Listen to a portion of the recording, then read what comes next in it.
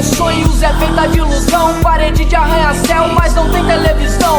Aqui não tem sofá e minha sala é uma praça. Recebo de visita aqui quem nela passa. Irmãos e irmãs, vem até a mim, vem passear comigo no meu jardim. Eu digo abra, cadabra como num conto de fadas. De dentro do tambor eu tiro uma bala mágica que tira otário, som da jogada.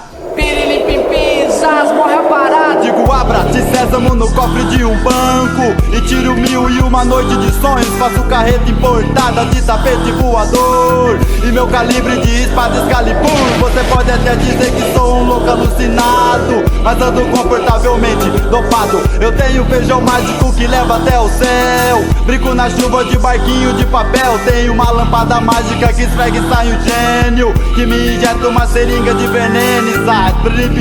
Isaz, louco de novo, como uma ave fênix, renasci do fogo. Eu tenho um grilo falante que me canta no ouvido, que me incentiva na vida de ser bandido. Entre os três porquinhos eu sou um lobo mau, arrodeado de playboy paga-pau, que tenta viajar comigo numa lata, mas quando a bomba for demais ele derrapa. Isaz, Isaz, foi overdose. Melhor tomar goró e depois cheirar um pó e viajar no cachimbo da vovó. Eu tenho um harém repleto de meninas que banca Cinderela ou Alice esquecida. Branca de neve do sexo, princesa que não tem nobreza e nem príncipe encantado. E pode com moleque viciado. Eu conheço Rapunzel do tipo Rastafari, que é chegada numa pedra de crack. Sou um rapaz normal como a tantos outros, mas que te leva para o mundo dos loucos. Se quer me conhecer, pegue o caminho de Esmeralda. O chapeleiro louco não sai da minha casa. O relógio na parede fica de ponta cabeça.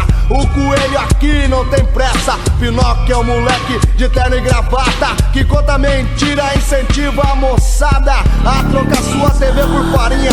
Você fica legal e cheira a linha. Por Lema no Magrão é um duende, do tipo bandido, de papo ladrão que rouba seu raciocínio. Digo verdades no ouvido e me faço de esquecido. Pouco depois a sua mente vai bater como um sino. Isaz, Isaz, sua ideia se confunde então. Vem devagar e não se assuste. A aparência pode enganar, mas não se engane comigo. Eu posso ser o assassino, psicopata que à noite sai à procura da caça. O padre que vai celebrar uma missa. O menino maluquinho viciado em cocaína. A linha entre a vida e a morte da overdose de crack. É o primeiro gole, o coringa do jogo. O baralho marcado, você é a bola da vez.